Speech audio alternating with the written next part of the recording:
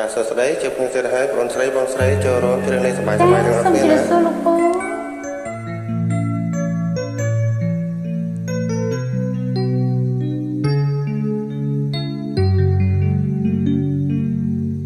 បងតែងតែវាចា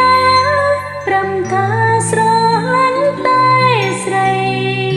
ចុះហេតុអ្វីថ្លឹមថ្លៃត្រូវចាកចេញពីអូនសង្ឃឹមថាភ្លឺថ្លា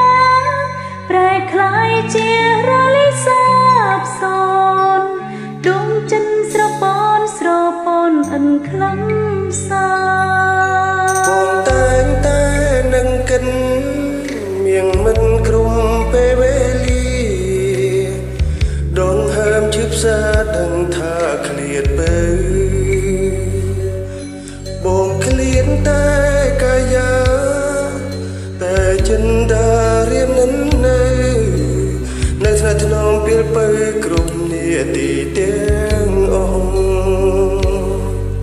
តាពិនដែរឬតែពីពេញស្នេហ៍របស់បងរងឃ្លាតកាយណៃចិនស្មងបងអូនឯកាបានស្វ័យណៃប្រែក្រលាក់លួចមានថ្មីទៀតហើយណាលេងអូវិចាឲ្យអូនឈឺផ្សាចិត្តជួយចាំផងព្រះអើយនេះហើយរឿងរ៉ាវនៃក្តីស្នេហ៍ខ្ញុំគឺជារឿងទុកធំនៅក្នុងជីវិតសូមជួយចាំសំដីជួយធ្វើសរសៃថាខ្ញុំស្មោះពិតសេចក្ដីរួមស្នេហ៍ស្នឹងជីវិតចិត្តតែមួយ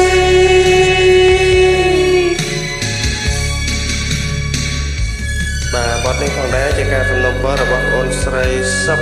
ភាពបាទសំណូមពរមកខ្ញុំបាទឥឡូវជូនតាមសំណូមពរណាបងអូនស្រី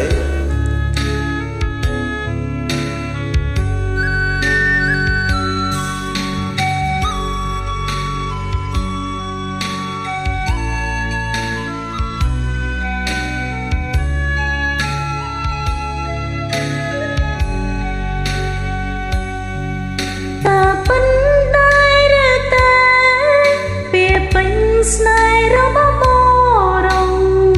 ឃ្លាតកាយណៃចិនស្មងបងអូនឯកាបានស្វ័យណៃប្រែក្រ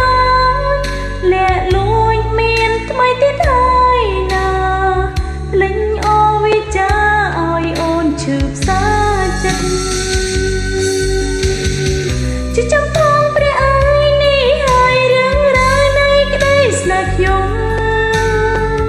គឺជារឿងទុកធំនៅក្នុងជីវិតសូមជួយចាំសំដីជួយធ្វើសាងសីថាខ្ញុំស្មោះពិតសេចក្ដីរួមស្នេហ៍ស្នឹងជីវិតចិត្តតែមួយគឺចាប់ផងព្រះអើយនេះហើយរឿងរ៉ាវនៃក្តីស្នេហ៍ខ្ញុំគឺជារឿងទុកធំនៅក្នុងជីវិត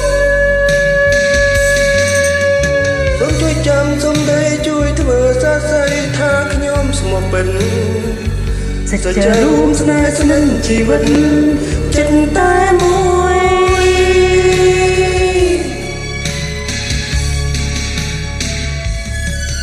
អូនរងចាំវេលាលុះត្រាបងវល់វិញណាស្មូនចាំទទួលនឹងនូនដៃទាំងទ្វេត្រង់ចាំដោយសង្ឃឹមញញឹមចាំថ្ងៃមានក្លឹមសាចាំផ្ដើមក្តីស្នេហាយ៉ាងសាជាថ្មី